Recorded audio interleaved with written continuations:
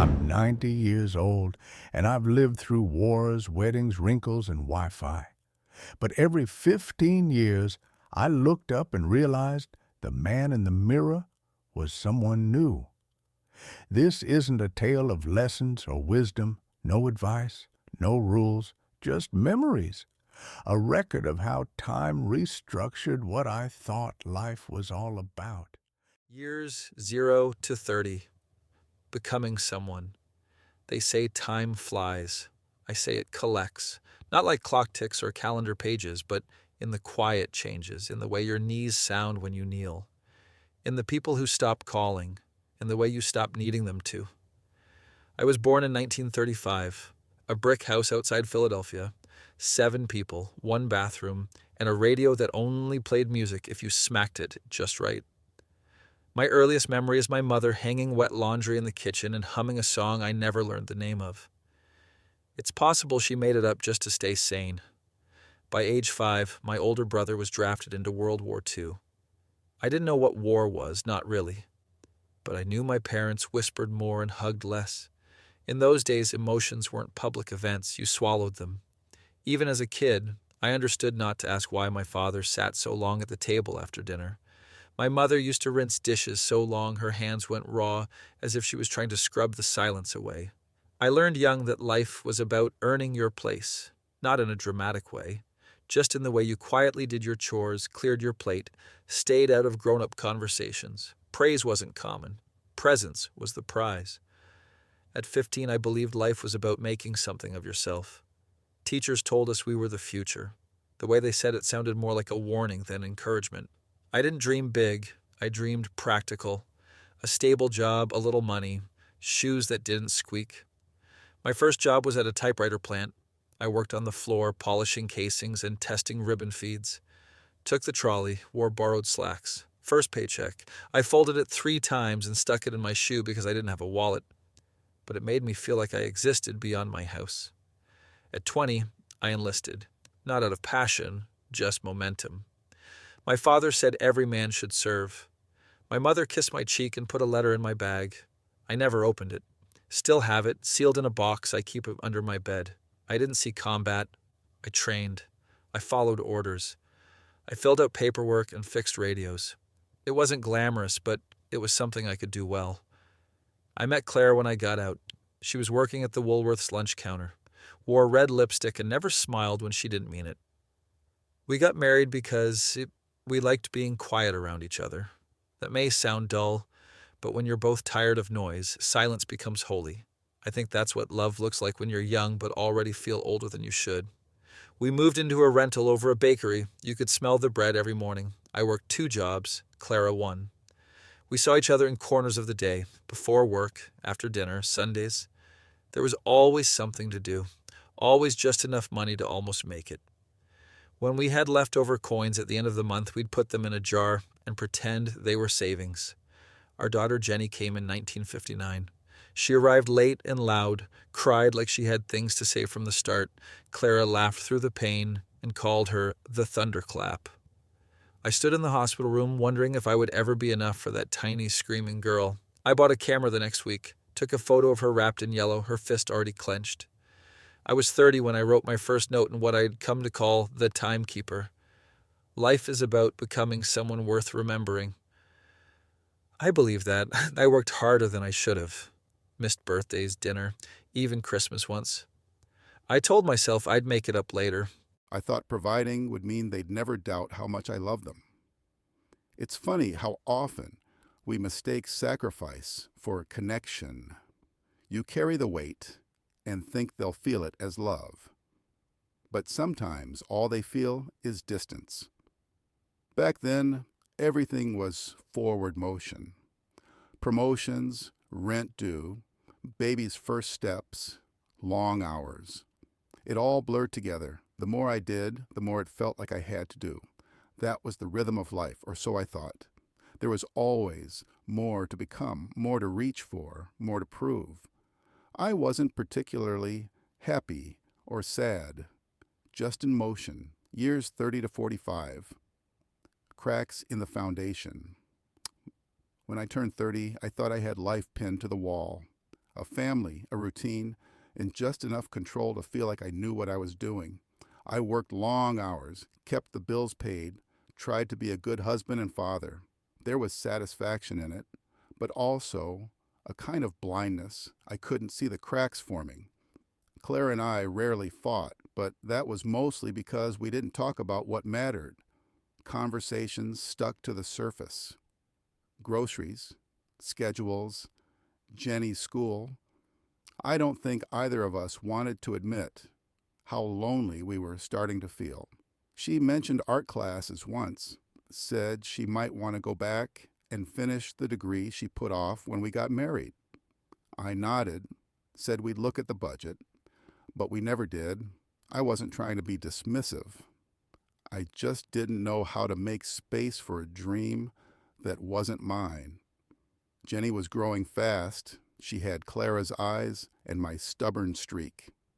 By the time she was in kindergarten, she was already asking big questions. I didn't always know how to answer. One night, she asked me why I worked so much. I told her it was to take care of us. She looked at me and said, "But I don't see you very much." That one stayed with me. At 35, Clara asked for a separation. Not a divorce. "Just space," she said. I was shocked, but not angry. I think I knew it was coming. She moved in with her sister for a while. Jenny stayed with me during the week and with Clara on weekends. The house felt wrong without her. Too quiet, too clean. We stayed like that for months. The first few weeks, I didn't know what to do with myself. I worked more. Came home, late, ate, standing up. But eventually, the silence forced me to pay attention. I started noticing things, like how long it had been since Clara had smiled at me, or how I couldn't remember the last real conversation we'd had. She came back after nearly a year, not because everything was fixed, but because we both wanted to try again. We went to counseling. We slowed down. We learned how to talk to each other again. Not perfectly, but better. At 40, my father passed away. He had a heart attack in the middle of shaving. My mother called me in the middle of the night. I arrived before the ambulance left. She was sitting at the table, his razor still on the sink. That was the first time I saw her cry. Losing him cracked something open in me. I'd spent so long trying to be strong, to be steady, that I didn't know how to fall apart. But grief teaches you that falling apart is sometimes the only honest response. Later that year, my mother moved in with us. Clara didn't hesitate. Jenny helped her unpack. We rearranged the house so she could have the downstairs room with the morning light. Her presence softened things between us, reminded us that time was not endless. At 45, I wrote in the Timekeeper. Life is not about rising. It's about staying, not conquering, but enduring, not proving, but showing up again and again. I'd stopped believing that being remembered was the goal. I didn't want a legacy. I wanted presence. I wanted to witness the lives around me, not just fund them. That chapter ended without fanfare.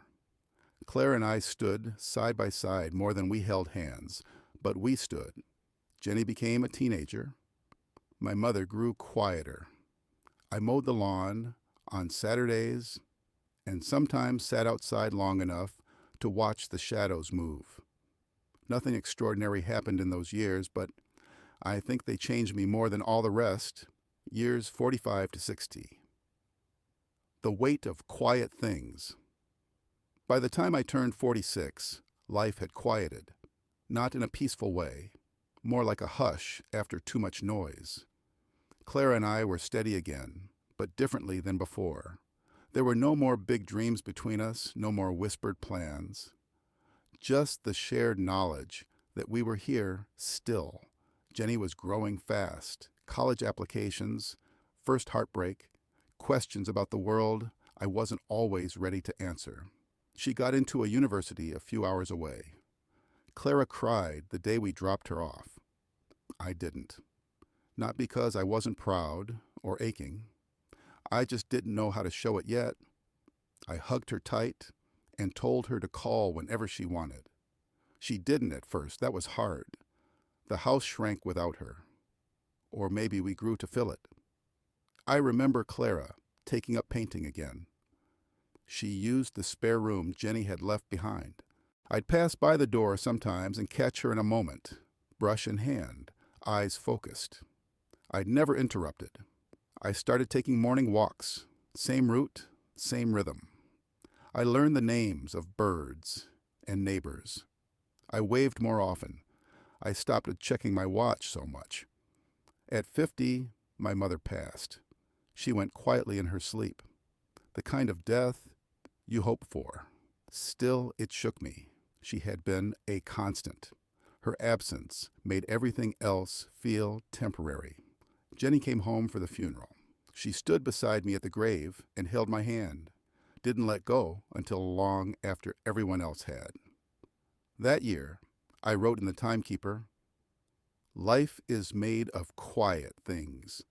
They are heavy. They are sacred. They do not shout, but they stay." In those years, I learned how to cook. Clara taught me. She said if I could change a tire blindfolded, I could figure out how to make soup. We spent more evenings in the kitchen together. Not many words, just movement and warmth. We didn't travel much. A few day trips, a weekend near the coast. We didn't need much. The world felt vast enough in our own backyard. Jenny met someone, brought him home. He was kind and nervous. I liked him immediately. They got married in the fall under a canopy of leaves. Clara wore a blue dress. I gave a speech. People laughed. I watched my daughter smile and thought, maybe we did okay. The next few years blurred. I worked less, retired early. The shop I spent most of my life in closed its doors. The building turned into a gym or a smoothie place. I can't remember. Clara and I started grocery shopping on weekdays. That felt like a small luxury. She began forgetting things, small things at first. Appointments, recipes she'd made 100 times. Then names. Then how to get home from the library. We went to the doctor. The word came slow and clinical. Dementia. That's when everything began to shift again. I became her anchor, her calendar, her reminder. I didn't mind. She had carried so much for me. I could carry her now. Some days were beautiful. She laughed at old movies, danced in the kitchen. Other days, she didn't remember my name. At 60, I wrote in the Timekeeper, "Love is not what you feel.